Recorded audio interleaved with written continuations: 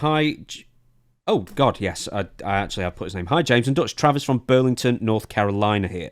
Love the show and have introduced many of my friends and peers to the entertainment you provide. Thank you very much. I grew up in East Tennessee, and from the ages of 13 to 16, I fell in love with Smoky Mountain Wrestling. To me, it is so very underrated. My question is twofold. Would Dutch have enjoyed booking this territory? And in fact, why don't we just keep that? Would you have enjoyed booking the territory, or were you ever offered to book the territory? No, I never offered. That was Cornette's job. Cornette was the booker to let him do it. But I would love to book Smoky Mountain. Why? Why that territory? Easy? Well, because it wasn't easy. It was just first of all, you got to know the patients you're working with. I think I understood that area. I understood the fans like I did in Memphis and Alabama and Florida, and they're Southern people, and I kind of understood that. And you just tell simple stories. Sometimes you can be stupid with it, but hit a get over. And I think I could have done some big business with Smoky Mountain. Big business. Oh, jeez, my wife's ringing me.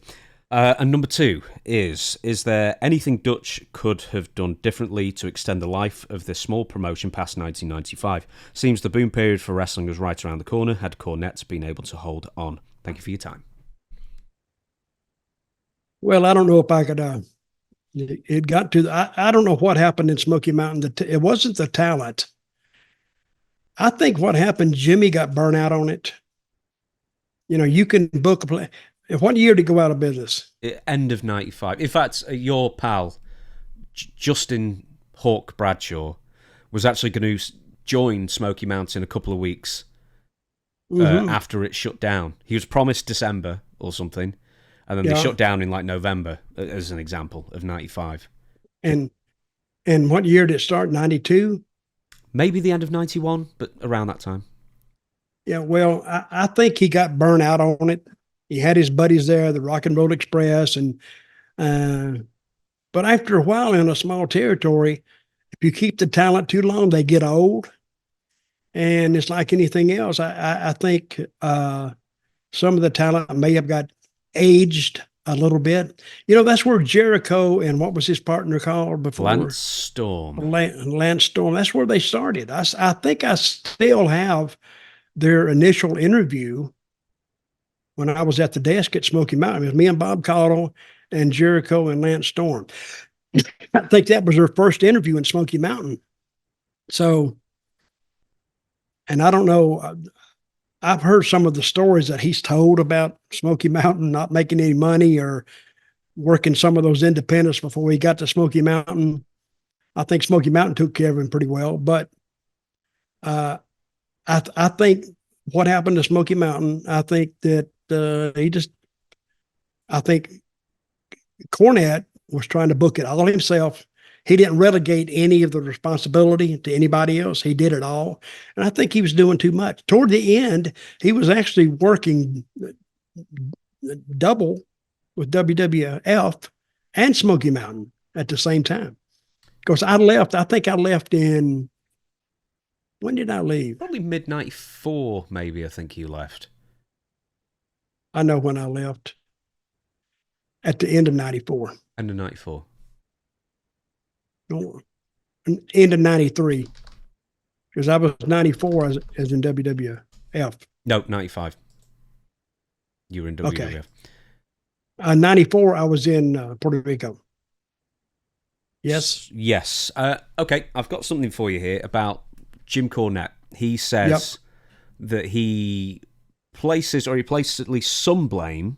Other people have blamed it on creative rot and, not enough talent and stuff. On me?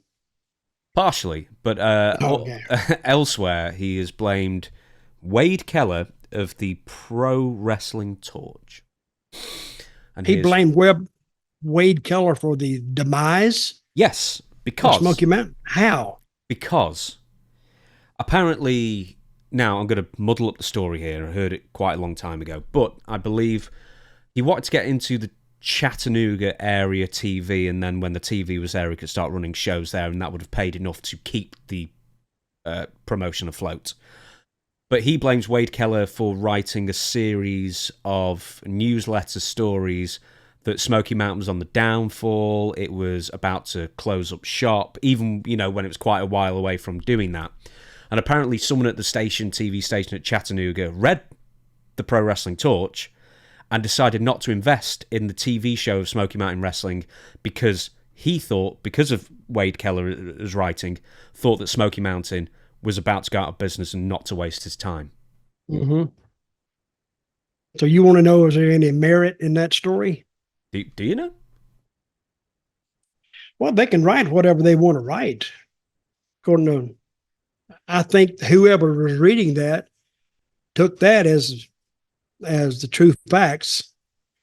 And I think Smoky Mountain would have done great in Chattanooga, because Chattanooga is really a good wrestling town, great wrestling town. But you had all those towns around Chattanooga.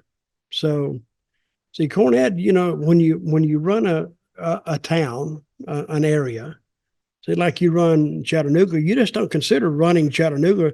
You're considering running 60 to 70 miles, the TV coverage area. That's what you can pick up another extra 15 towns, to fill some dates. And I think they would have done well. Now, Wade Keller wrote that. And I don't know why he would write all this stuff about Smoky Mountain. It wasn't like it was a North Carolina or South Carolina. It wasn't Mid-Atlantic, and it wasn't Texas, and it wasn't Florida. So he was going to write about he's going to write about Smoky Mountain going out of business. That was what Cornette's problem was, I think, is because all the towns around Knoxville was his biggest town. Now, if Peter went to Chattanooga, he would have added a town bigger than Knoxville. And now if they could put Knoxville and Chattanooga together, under the same company, that would have really helped Smoky Mountain. But and you said somebody at the station read Wade Keller? Apparently and took it as the truth. Yeah, well, again, you can blame Wade Keller. There's no way to know. But if he stopped that, and I want to know who the guy was that read it. He had to be like one pretty high up in the company. Enough so to make decisions, I guess. Yeah. Yeah, to throw his weight around a little bit like that.